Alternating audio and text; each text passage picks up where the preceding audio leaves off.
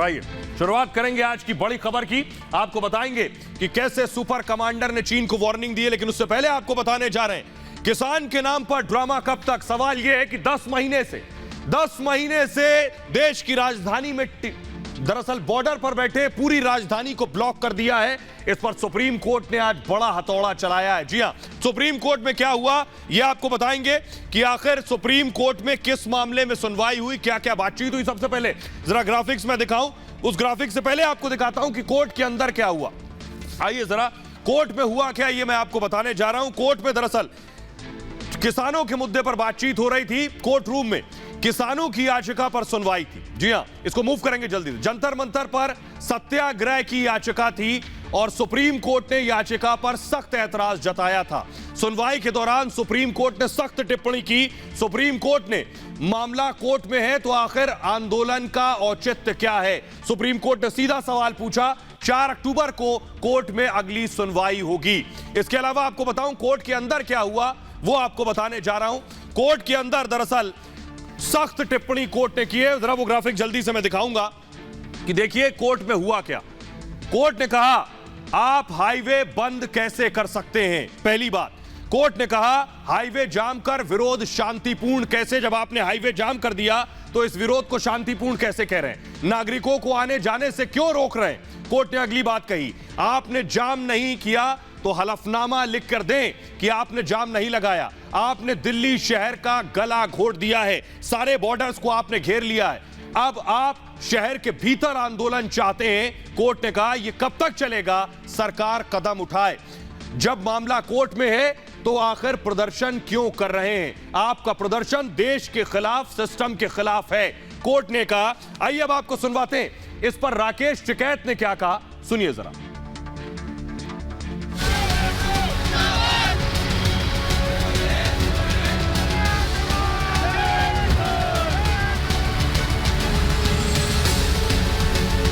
उन्होंने ये कहा है कि रास्ते खुलने चाहिए, रास्ते चलने के लिए आए तो हम भी तो चल ही रहे। रास्तों को अवरुद्ध नहीं किया जा सकता, ये बार बार कहा। ये हटवा तो नहीं कर। फ्लाईओवर पर आप लोग सैकड़ों की तादाद में बैठे हैं। सिंघू बॉर्डर पर 4 घंटे लगते हैं। ये खुलवा तो दो ना, ये जब खुल जाएंगे तो फिर आप कहाँ जाएंगे। हम हट खुल जाएगा तो हाँ हट जाएंगे, खुल जाएगा तो हाँ हट जाएंगे। टिकैत की नेतागिरी देखिए। उठ जाएंगे अंदर जाके, हम तो दिल्ली, फिर दिल्ली जाके बैठेंगे। क्यों ना बैठे, हम पार्लियामेंट घेरेंगे। आप पार्लियामेंट में घेरे नहीं बैठेंगे, वहाँ पार्क है ना बड़े बड़े। ये कोर्ट के खिलाफ टिकैत के तेवर है। सुप्रीम कोर्ट की इतनी तल्ख टिप्पणी की आम लोगों को क्यों परेशान कर। सुप्रीम कोर्ट ने ये कहा है कि रास्ता चलने के लिए है। रास्ता बंद किसने किया है? ये दिखाई नहीं देता क्या आपको।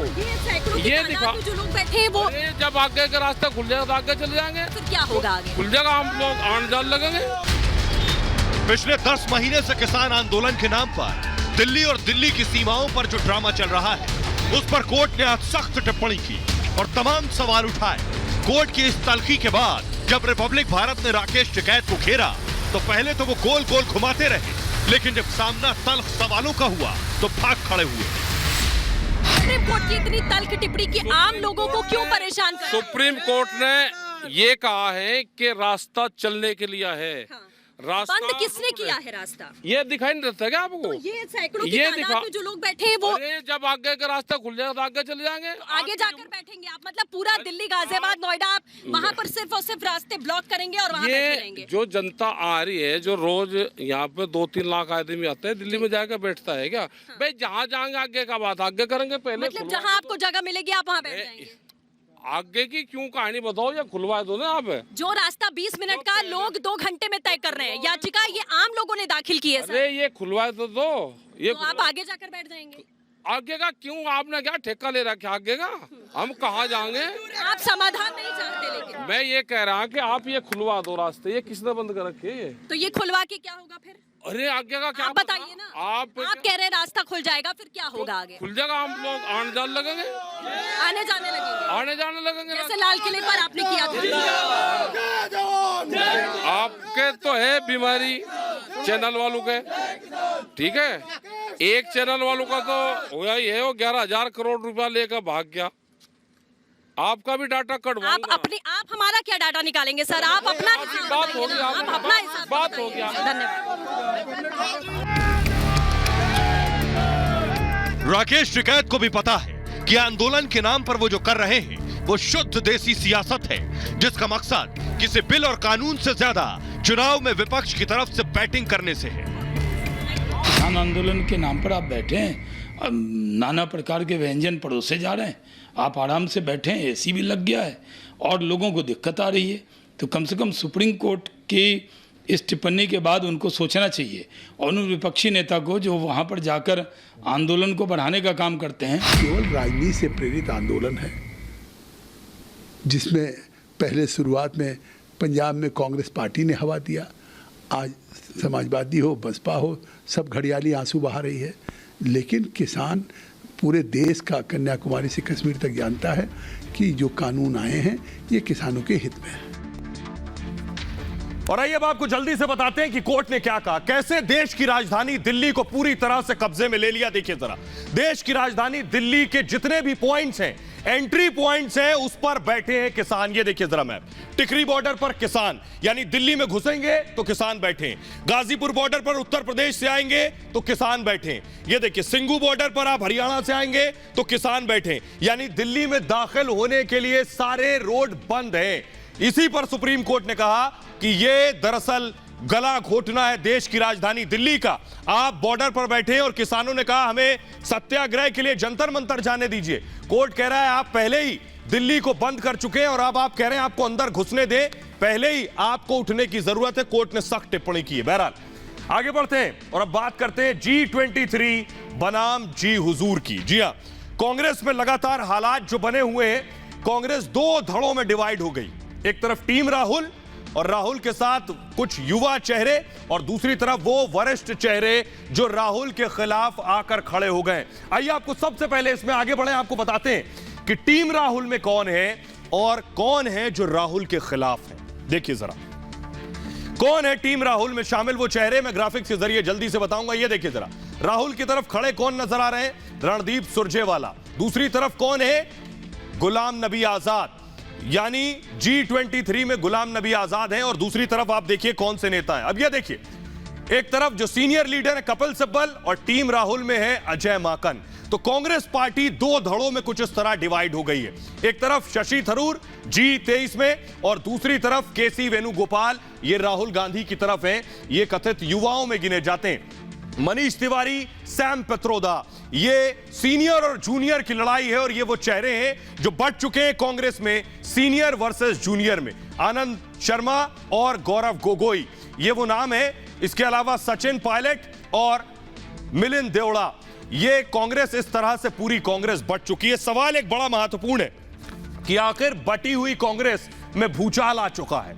भूचाल इस स्थिति में आ चुका है कि एक तरफ कांग्रेस के सीनियर नेता कह रहे हैं कि उनकी सुनवाई हो, दूसरी तरफ कांग्रेस की युवा टीम जो टेक ओवर कर चुकी है और राहुल के नाम पर निर्णय हो रहे हैं या राहुल खुद डिसीजन ले रहे हैं, ये कांग्रेस के सीनियर लीडर्स के गले नहीं उतर रहे हैं। ये रिपोर्ट देखिए जरा।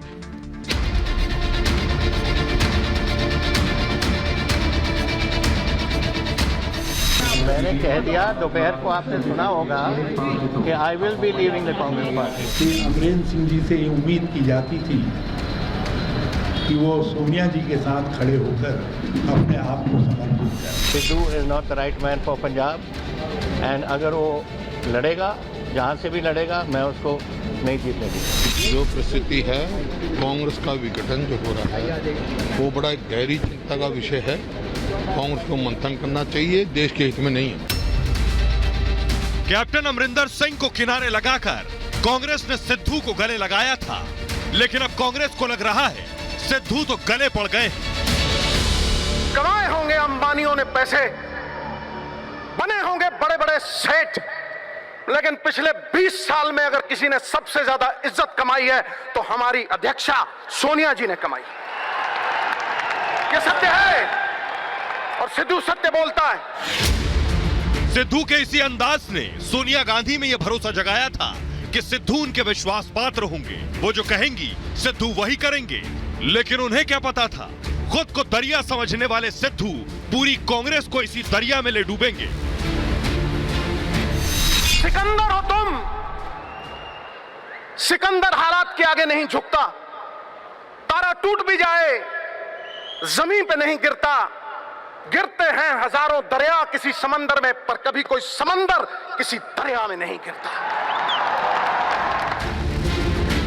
राहुल गांधी सिद्धू को लेकर आए थे और सिद्धू ने आते ही खेला कर दिया।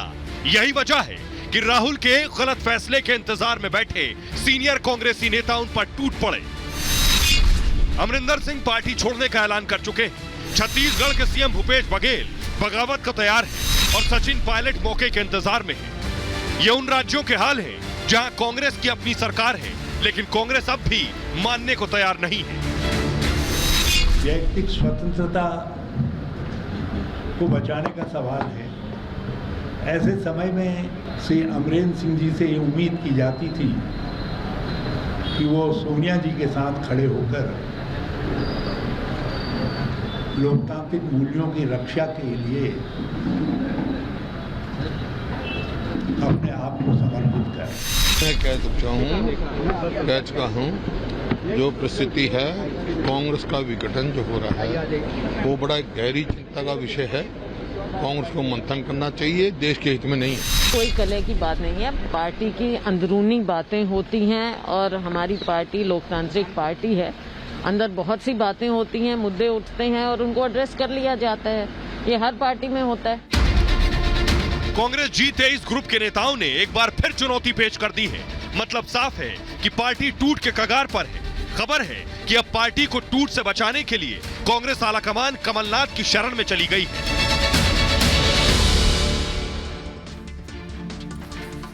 तो कांग्रेस के बड़े नेताओं ने सीधे सीधे ये अलगार कर दिया है और एक के बाद एक सीधे राहुल गांधी पर निशाना साध रहे। देखिए जरा कांग्रेस के बड़े नेताओं ने अब तक क्या क्या कहा है, जल्दी से ग्राफिक्स में दिखाऊंगा। कांग्रेस की बड़ी लीडरशिप, सबसे पहला नाम है पी चिदम्बरम। सीधे सीधे ये हमला राहुल गांधी पर है। जब पार्टी के भीतर कोई सार्थक बातचीत नहीं कर पाते तो मैं बहुत ही असहाय महसूस करता हूं। मैं तब भी आहत और जल्दी मूव करेंगे इसे, असहाय महसूस करता हूं जब एक सहकर्मी और सांसद के आवास के बाहर कांग्रेस कार्यकर्ताओं के नारे लगाने वाली तस्वीर देखता हूं। यह कहना है पी चिदम्बरम का। अगला नाम देखिए जरा, बड़े नेता, वरिष्ठ नेता आनंद शर्मा। इनका निशाना भी राहुल गांधी और टीम राहुल पर है। कपिल सिब्बल के घर पर हमला और उपद्रव के बारे में सुनकर मैं स्तब्ध और आहत हूं।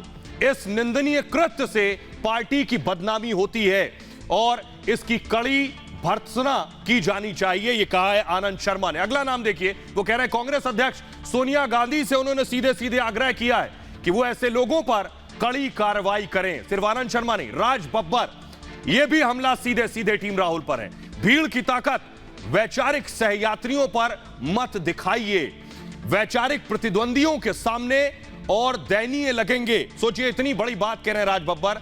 क्या कपिल सिब्बल के घर पर हुए प्रदर्शन की निंदा करना कांग्रेस संस्कारों का हिस्सा नहीं है? यह राज बब्बर का हमला है। जावेद अख्तर बेशक कांग्रेस में नहीं है, वो क्या कह रहे हैं? कांग्रेस पार्टी की कार्यशैली पर सवाल उठाने वाले कपिल सिब्बल के घर पर उन्हीं लोगों ने हमला किया है जो अभिव्यक्ति की स्वतंत्रता पर अंकुश लगाने के लिए मोदी सरकार की आलोचना करते हैं। क्या राहुल गांधी इन गुंडों की कड़े शब्दों में आलोचना करेंगे? उन्हें आलोचना नहीं करनी चाहिए। सीधा सवाल पूछ रहे हैं, सोचिए जरा। जावेद अख्तर राहुल गांधी से सवाल पूछ रहे हैं, तो कांग्रेस के बड़े नेता लगातार इस युवा टीम पर हमला कर रहे हैं। लेकिन बड़ी चीज यह है कि जिस तरह कांग्रेस में सीनियर और जूनियर की लड़ाई चल रही है, सवाल यह है ऐसे ही लड़ते लड़ते क्या कांग्रेस खत्म हो जाएगी? भारत क्या कहता है, सुनिए जरा भारत की बात। कांग्रेस के अंदर आपस में जो मतभेद हैं उसके वजह से आज कांग्रेस पार्टी नीचे गिरती हुई नजर आ रही है। ये जरूर है, कांग्रेस नेतृत्वहीन हो गई। कांग्रेस को कोई मजबूत नेता इस समय ऐसा नहीं है जो कि विचारधारा पर कांग्रेस को आगे ले जा सके। लेकिन अगर इन्होंने गांधी परिवार से हटा के राष्ट्रीय अध्यक्ष कोई नया नहीं बनाया तो कांग्रेस ऐसे ही खत्म हो जाएगी। राष्ट्र के प्रति बिल्कुल सोचते नहीं हैं। जो भी करेंगे वो देश विरोधी उनका मतलब एजेंडा है पूरा, और इसी वजह से कांग्रेस के बुरा हाल है। कांग्रेस खुद अपने आप में मतलब भ्रम पार्टी हो गई है। उसको किसी के अपने कार्यकर्ताओं के ऊपर, अपने नेताओं के ऊपर विश्वास नहीं है तो क्या होगा? पार्टी का यही दशा होगी। कांग्रेस का बुरा हाल इसलिए है क्योंकि राहुल जी और प्रियंका जी तो दिल्ली में रहती हैं उन्हें ना तो ये जानकारी है कि प्रदेश में और जिलों में कौन कौन पुराने कांग्रेसी रहे हैं। तो भैया देखा जाए कांग्रेस तो वैसे भी उनका अस्तित्व खत्म ही हो गया है। जहाँ तक पूरा उलझुल उनके बयानों को लेकर राहुल गांधी के जिस तरीके से उलझुल बयान आते हैं, खत्म हो ही चुकी है भैया। आइए खबरों में आगे बढ़ते हैं और बड़ी खबर यह है कि आर्मी चीफ एलएसी के नजदीक पहुंच चुके हैं। जी हां, जनरल नरवणे सुपर कमांडर ने सीधे सीधे वार्निंग दे दी है, हर गुस्ताखी के लिए अगर चीन ने की तो उसके लिए हम तैयार हैं। जी हां, सीधे सीधे जिनपिंग के लिए चेतावनी है, चीन के लिए चेतावनी है। आपको दिखाने जा रहे हैं चीन ने दरअसल लगातार टेंशन बढ़ा दी है। चीन भारत के खिलाफ उकसावे की कार्रवाई कर रहा है, सीमा पर बहुत ज्यादा तनाव बना हुआ। देखिए जरा, सबसे पहले आपको नक्शा दिखाने जा रहे हैं जहां पर चीन इस वक्त मौजूद है। ये आप लद्दाख की तस्वीरें ग्राफिक्स में दिखा रहा हूं। ये जो लाइन देख रहे हैं, चीन ने इस लाइन पर, इस एलएसी पर अपनी सेना लाकर खड़ी कर दी, फौज लाकर खड़ी कर दी है। हजारों जवान चीन के मौजूद हैं, यहां तोपें मौजूद हैं चीन की, लेकिन भारत भी पूरी तैयारी से है, इसीलिए सेना प्रमुख एलएसी के नजदीक दौरे पर हैं। जरा रिपोर्ट देखिए।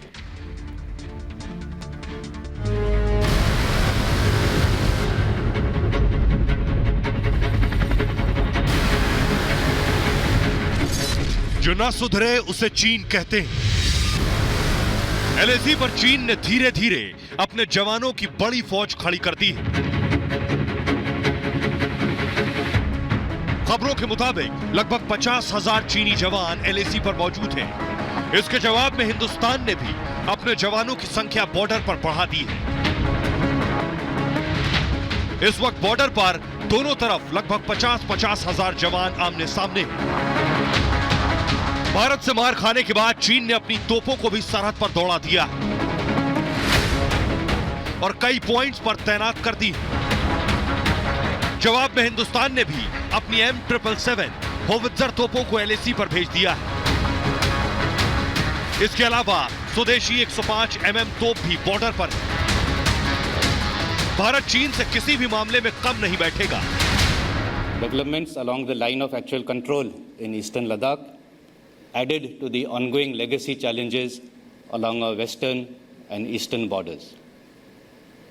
The unprecedented developments required large-scale resource mobilization, orchestration of forces, and immediate response, all under a COVID overhang. यह है S-400 मिसाइल डिफेंस सिस्टम। दुश्मन की मिसाइल को आसमान में ही मार गिराता है। चीन ने S-400 को भी सीमा पर लगा दिया है।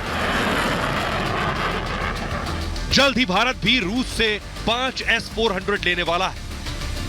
संभव है भारत और चीन के बीच हालात ऐसे ही रहे तो S-400 की तैनाती भारत भी एलएसी पर कर देगा। लद्दाख से लेकर अरुणाचल प्रदेश तक 3,488 किलोमीटर लंबी भारत और चीन की सीमा है। चीन ने यहां कई नई एयर स्ट्रिप्स और हेलीपैड बनाए हैं। चीन ने भारत को उकसाने के लिए लड़ाकू विमान को भी तैनात कर दिया है।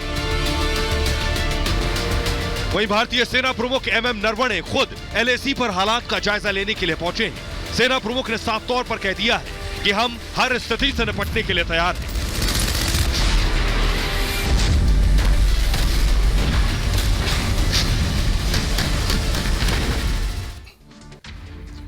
और आइए आपको जल्दी से बता देते हैं कि आखिर चीन ऐसी हरकत कर क्यों रहा है। चीन ने फिर से सीमा पर चालबाजी शुरू कर दी है, लेकिन चीन आखिर ऐसी हिमाकत क्यों कर रहा है? दरअसल चीन को यह लगने लगा है कि भारत, अमेरिका, ऑस्ट्रेलिया, जापान के बीच बना क्वाड उसके गले की फांस बन गया है, जिसमें भारत की सबसे अहम भूमिका है। चीन को यह डर सता रहा है कि अमेरिका भारत के जरिए उसे घेरने की कोशिश कर रहा है और खासतौर पर हिंद प्रशांत महासागर में चीन की ताकत को चुनौती मिलेगी।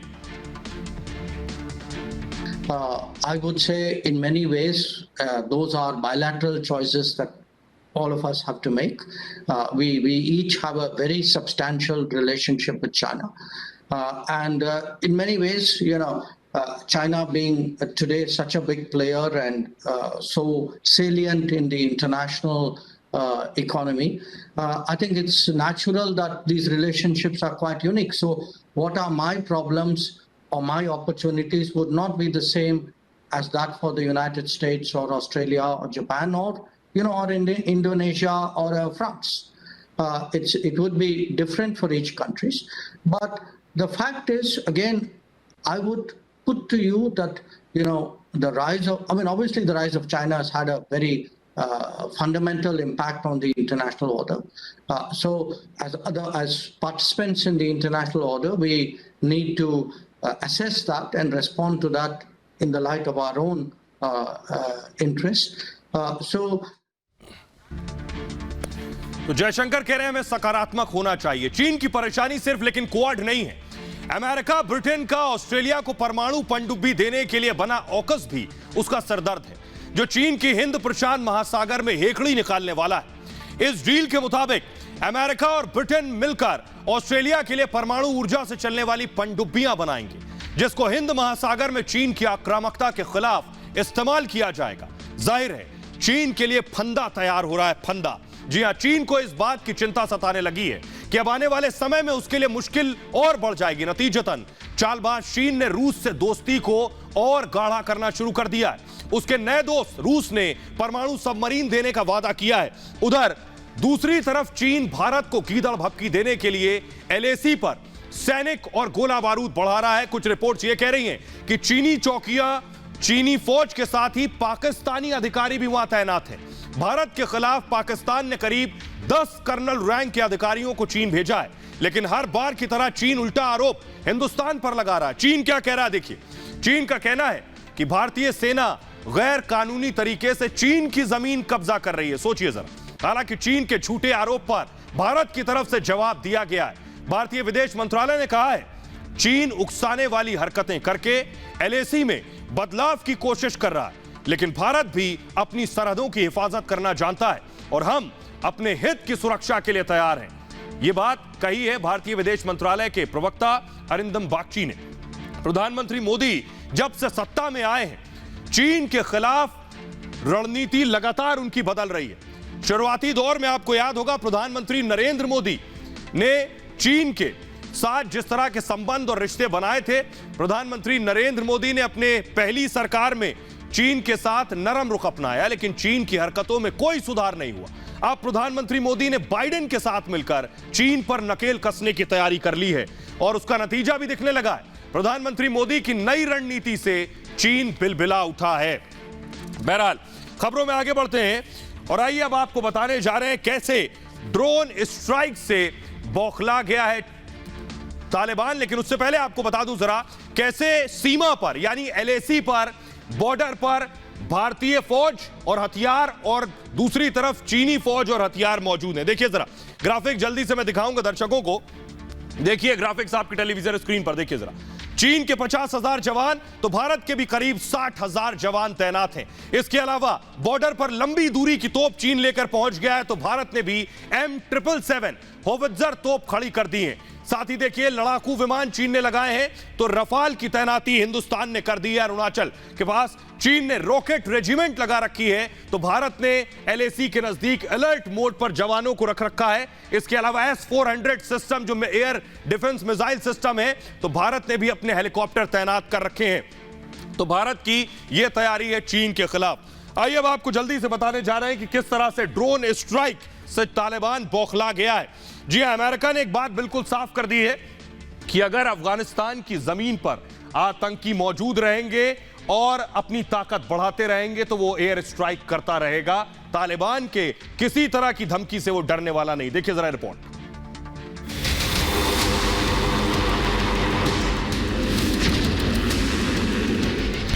अमेरिका करेगा अफगानिस्तान पर हमला। तालिबान की बाइडेन को वार्निंग। अफगानिस्तान में तालिबान के आतंक के खिलाफ अमेरिका फिर से जंग की तैयारी कर रहा है। अमेरिकी रक्षा विभाग पेंटागन के सचिव जॉन कर्बी ने कहा है अमेरिका को हक है कि वो अफगानिस्तान में ड्रोन स्ट्राइक जारी रखे। हमें अधिकार है कि हम आतंक से लड़ाई लड़ते हुए अपने राष्ट्र को सुरक्षित रखें। पिछले दिनों अमेरिका के कुछ ड्रोन अफगानिस्तान के ऊपर उड़ते दिखाई दिए थे, जिसके बाद तालिबान को खौफ है कि अमेरिका फिर से एयर स्ट्राइक कर सकता है। अमेरिका इससे पहले भी अफगानिस्तान के काबुल और नंगरहार पर रॉकेट दाग चुका है। काबुल एयर स्ट्राइक पर कई सवाल उठे थे कि अमेरिकी हमले में आतंकी नहीं आम लोग मारे गए, इसलिए तालिबान अब अमेरिका को धमकी दे रहा है। अमेरिका ने साफ कर दिया है कि वो हमले जारी रखेगा। साथ ही अमेरिका के निशाने पर पाकिस्तान भी है। पेंटागन का कहना है पाकिस्तान से जुड़ी अफगान सीमा आतंकियों की पनाहगाह है। पाकिस्तान ने तालिबानी लड़ाकों को शरण दी। पाकिस्तान में तालिबानियों का इलाज हुआ।